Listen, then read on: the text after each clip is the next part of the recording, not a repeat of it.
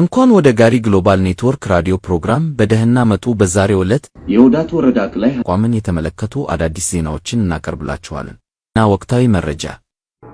በዋችሊ አሪሮ እና በወዳት ወረዳ አስተዳደር መካከል ከፍተኛ ውጥረት ነግሷል። ችግሩ የጀመረው የዋችሊ እና የቦርቦር አስተዳደር የመሬት ወረራ ስራ በመስራት በወዳት ወረዳ የሶማሌ ክልል አካባቢዎችን በማቋረጡ ከፍተኛ ቁጥር ያላቸውን አርሶ አደሮች ማፍራት በጀመረበት ወቅት መሆኑን ከስፍራው የደረሰን መረጃ ያመለክታል። አሁን የመሬት ወረራ ህልም በሶማሌ መሬት ባለቤቶች ሲፈታተኑ በአሪሮ ወረዳ የሚገኘው ኮሎኔል ጋሙ የሚባል የፌደራል ወታደራዊ አዛዥ ከኦሮሞ መሬት ነጣቂዎች ጋር ተቀላቅሎ የሰላሙን ውሳኔ የማይቻል በማድረግ ቀድሞውንም የነበረውን የጠላትነት ስሜት ቀስቅሶ ጦርነት ውስጥ እንዲገባ አድርጎታል። ኮሎኔል ጋሙ በአሪሮ ወረዳ ውስጥ የሚገኙ የኦሮሞ ተዋጊዎችን ለመመከት ወደ አሪሮ ተልኮ ነበር። ነገር ግን ኦነግ ጋራ ለመታገል ወይም የኦነግ እንቅስቃሴ ሊቀንስ አልቻለም። ዛሬ ግን ያልታጠቁ ሰላማዊ የሶማሊ ዜጎችን እና መሪዎቻቸውን እንዲገድላቸው እያስፈራራ ነው እና የወዳት ወረዳ አስተዳዳሪዎችና የብልጽግና ፓርቲ ኃላፊውን ትዕዛዝ ወይም ጥያቄውን ካልተቀበለው እንደሚገድላቸው አስፈራርቷል።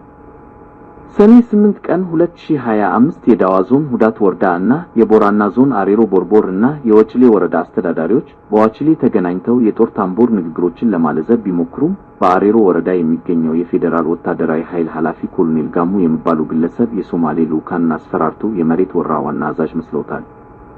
በሁለቱ ማህበረሰቦች መካከል ስላለው ሁኔታ የበለጠ የሚያውቀውን ከማልካ ጉባ ባልደረባ የሚያውቀውን እንዲናገር እንኳን አልፈቀደም።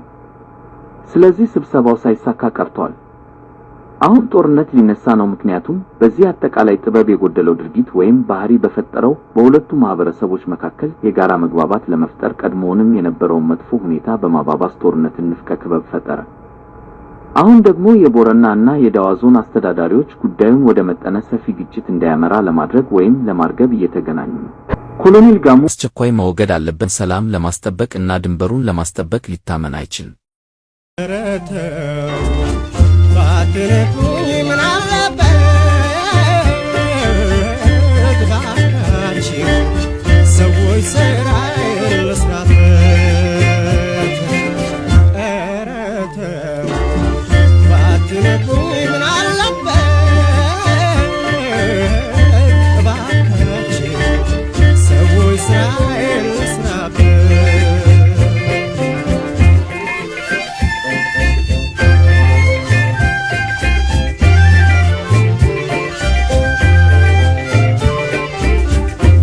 ሰው ሐሳብ አመረረ በተንኮል እየከረረ ሰው ካልዘረ ስራ ሰርቶ ባለው አቅሙ ተራምርቶ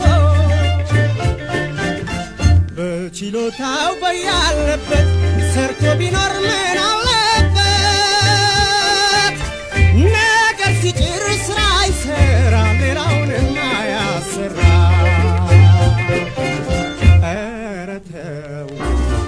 ባትነኩኝ ምን አለበት